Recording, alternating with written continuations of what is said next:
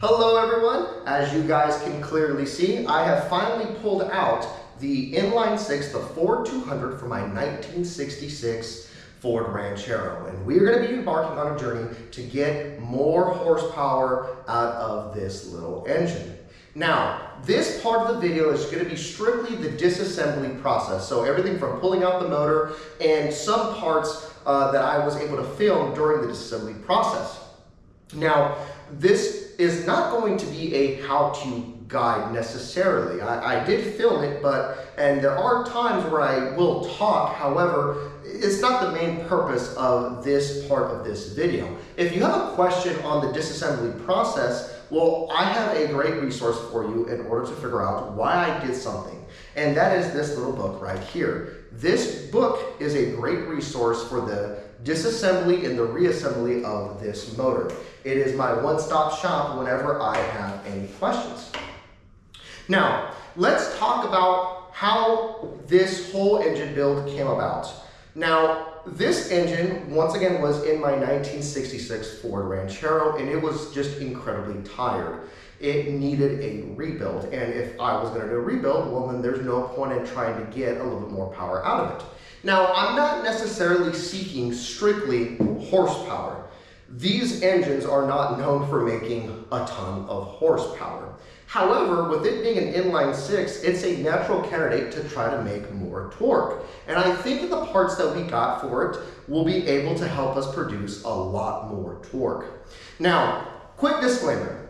Everything that you guys see in the follow-on video when we talk about the assembly, all of those parts, everything from the tools, all of it was funded by me, meaning that if there are any problems with the parts, if they are just not worth the money, I will make sure to call it out. However, if kudos is due, then I will make sure to give kudos because, well, there's no need for us to hide performance parts from one another, right? Now, talking about the performance parts, what do we have in line for this motor? So starting with number one, I was very lucky and I was able to track down a large log cylinder head for this engine. For those of you who don't know, let me give you a little bit of inline 6 history when it comes to this particular motor. Ford in the 1960s, they had a family of motors. So I think it was the 144, the 170, the 200, and then the 250. As a cost-saving measure, they actually casted in the intake to the cylinder head.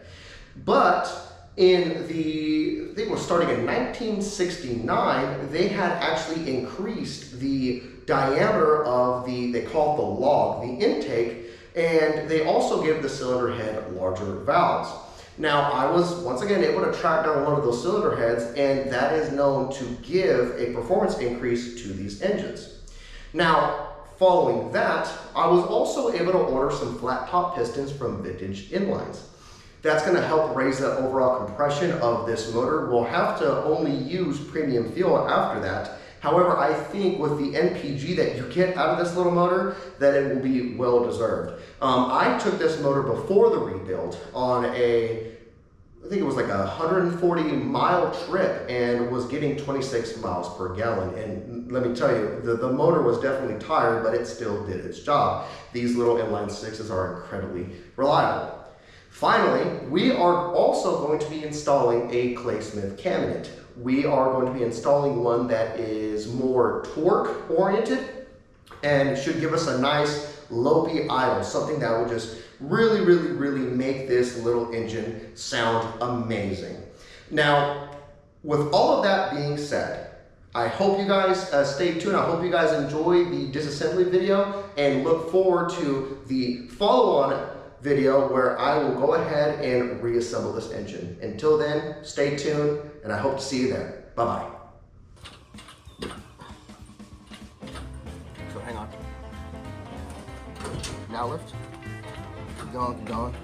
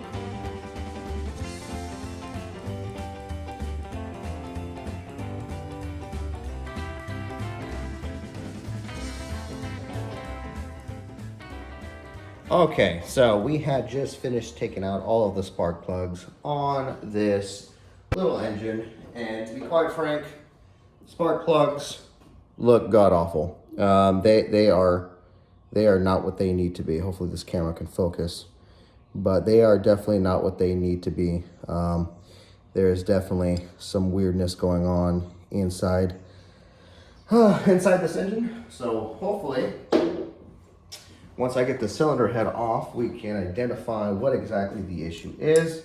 I'm hoping that it is just a bad cylinder head, in which case it's going to be replaced anyway, so it doesn't really matter, but we will have to wait and see. Let's just get this coil off. Surprisingly, everything is coming off fairly easy. To include some of the cylinder head bolts, I was very surprised that not one wanted to snap on me, and I hope we can keep that up. I do have a sneaking suspicion that the motor was rebuilt prior, so I hope that when I remove the cylinder head, I see just standard size pistons. If not, then we will have to reorder the piston heads. I have to send back the ones that I ordered and get the larger bore sized piston heads if this has been worked on. Let's get this disconnected. Perfect. And I got this one wire over here, which this is not going to matter anyways. I'll put you right here for right now and get it removed.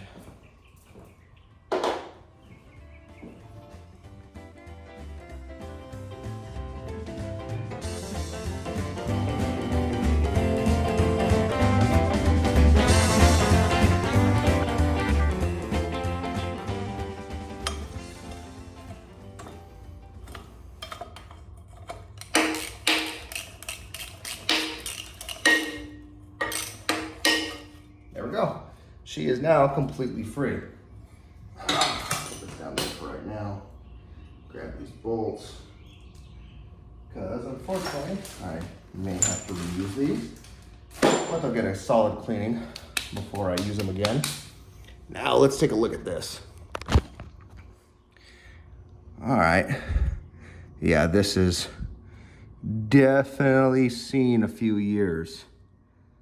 So we're gonna go ahead and get ready, like I said, to get rid of the cylinder head anyways, so shouldn't be that big of a deal. All right, so we are gonna get ready to go ahead and remove the rocker arms on this motor. Now, for those of you who may or may not know, the rocker arms that are standard on most 200 cubic inch engines are going to be non-adjustable rocker arms. And unfortunately, that's not gonna cut it for the bigger camshaft that we are gonna be putting in this motor. So what we are gonna have to do is, I was able to find a pair of adjustable rocker arms for this engine. We're gonna be installing that for the rebuild so that it can handle the bigger camshaft that we're installing. Additionally, the push rods for this engine are also going to have to be completely replaced. So if I am not as delicate with them in this video, that is why. I plan on completely getting rid of all of these parts.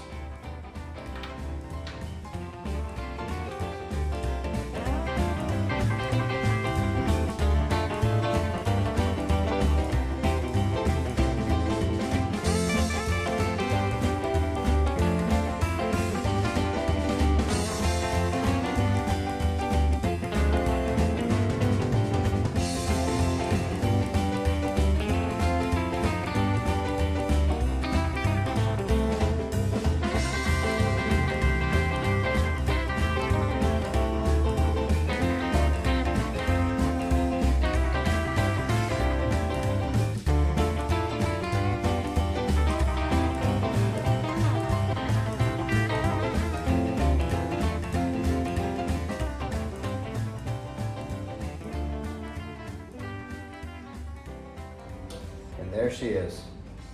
And man, she does not look good, like period dot. This is a very very well used rocker arm assembly.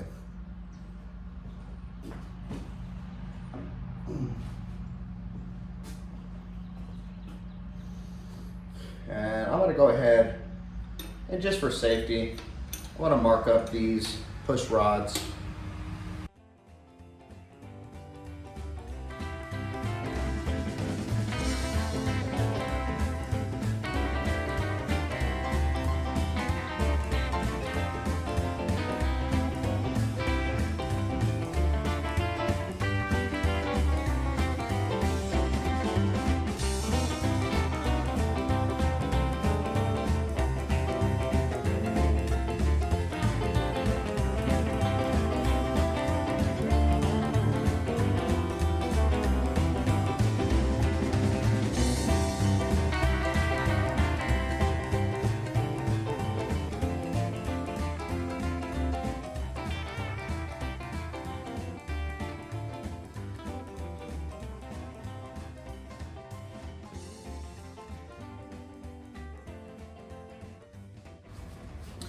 All right, let's get ready to take off the thermostat housing, and then we should be 100% ready to remove this cylinder head.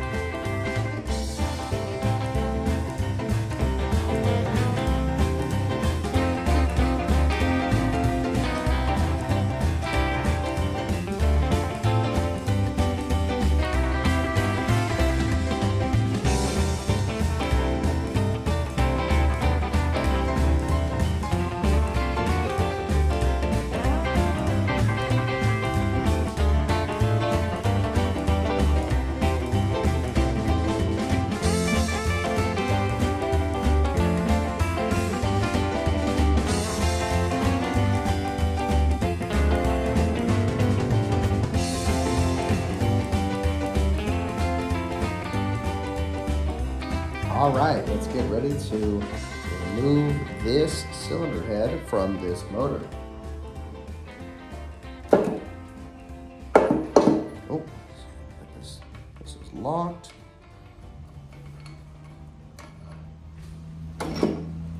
Okay.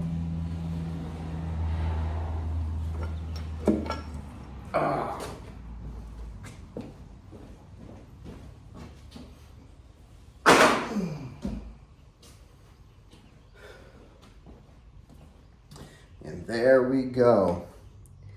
Now these pistons, this is a lot dirtier than what I was expecting, to be quite frank. But at a minimum, everything does look like it is in pretty good shape. Let me see if I can go ahead and give you a view of what I'm looking at right now. So as you can see, we have all of the pistons. They have a lot of gunk on them, but everything does look pretty good given the age and the wear and tear on this motor. And it actually looks like these are standard size bores for these pistons. So we should be good to go with a completely standard type of rebuild.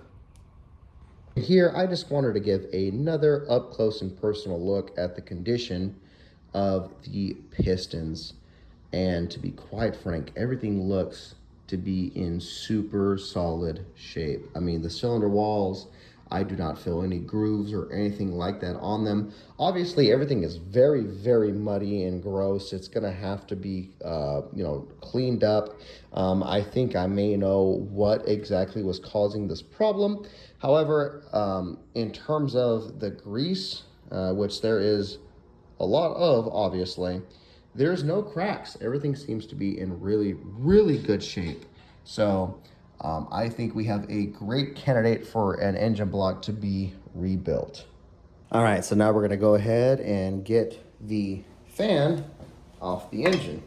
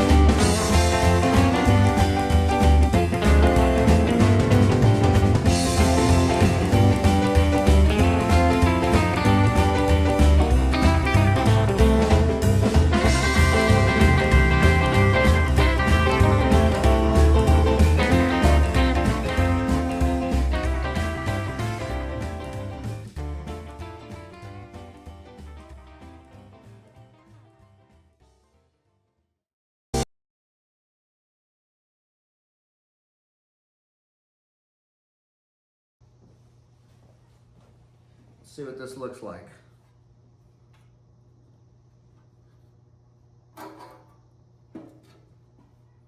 Oh.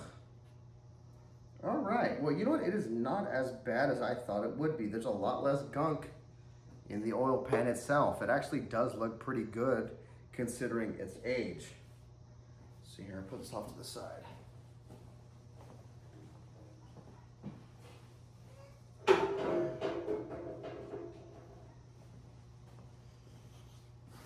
All right. Now, just kind of a visual inspection of everything that's going on here. The gasket itself is in pretty rough shape, but the camshaft doesn't look too bad actually, but this thing really does need a very, very good cleaning. There is just gunk. It is just absolutely everywhere on this engine. It needs to be thoroughly cleaned out.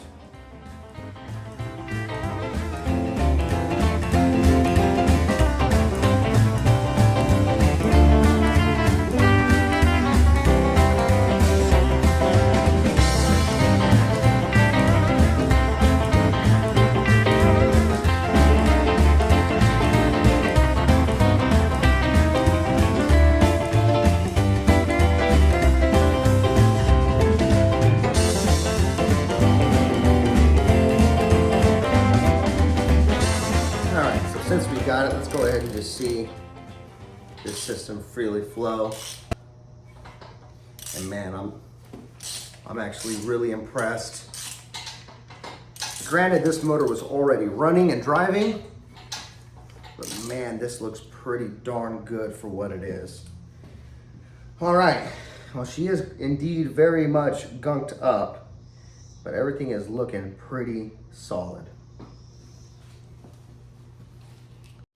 All right, so I already took the harmonic balancer off. Now I'm just gonna go ahead and remove this part, just continue the disassembly.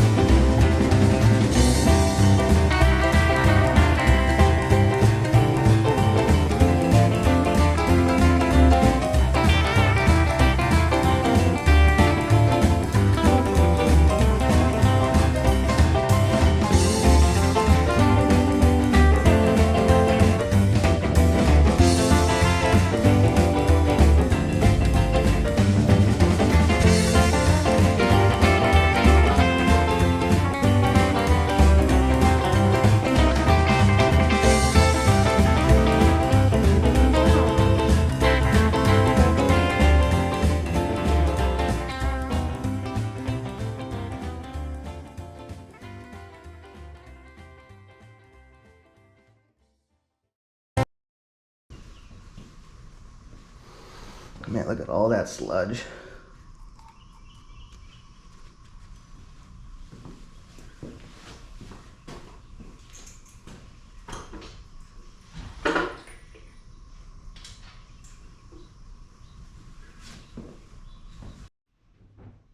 All right, so we still got this stuck bolt right here. So I went and I got a little hand torch that should hopefully get that thing off.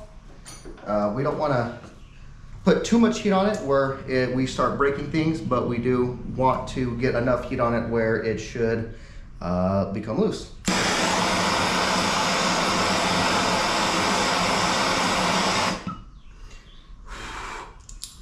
Let's see if that does it.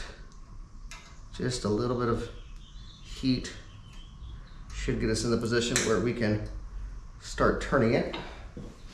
Let's see here. Nope, doesn't want to turn. All right, a little bit more heat.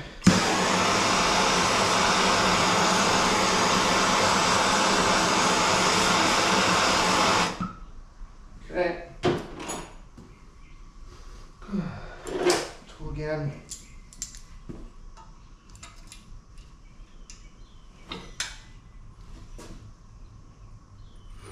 We'll just keep up this process until it wants to give.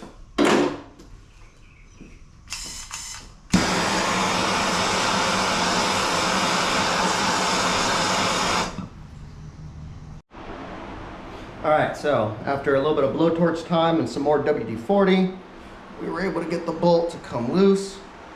And thank God, because this is the way I really wanted to do it, so that the threads would be saved.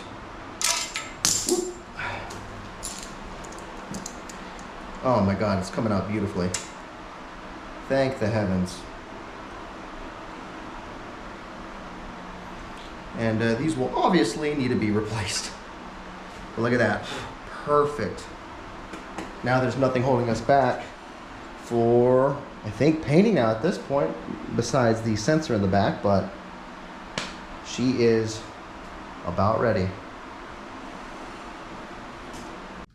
And just like that, we have finally fully disassembled and painted the little Ford 200 inline 6. And I must say, man, this paint came out really, really good. If you are wondering how I went about painting this engine, I will let you know that all I used was just spray can paint. I gave it a couple of days to properly dry and then would do another layer. I have 4 layers of paint on this motor, and the work and the time and the patience you can clearly see in the end product. I'll do a couple of close-up shots near the end of this video just so you can see what we now finally have, but I must say, just looking at it right now with the naked eye, it looks fantastic. Now, I wanted to end on this note. This entire engine build is a complete garage rebuild. I am by no means a professional. I do know how to read books, so I guess that does help out, and I'm pretty good at following instructions, but I say all that to say this, that if you are somebody who's considering doing something like this, or maybe there's another type of motor that you are considering rebuilding, just go for it. You don't have to be a professional. You don't have to have done it for years and years and years, although I do have a little bit more experience than most people. In order to be able to do a job like this, I think this engine is going to be absolutely fantastic when I finally get to throw it back in the Ranchero and we get to turn her over and hear, hopefully, a very traditional hot rod / muscle car lopey idle from this tiny little motor. I am super excited. I hope to see you guys on the next episode. If you like what you saw, please go ahead, like and subscribe, and leave a comment. Tell me what you guys think. Until then, bye-bye.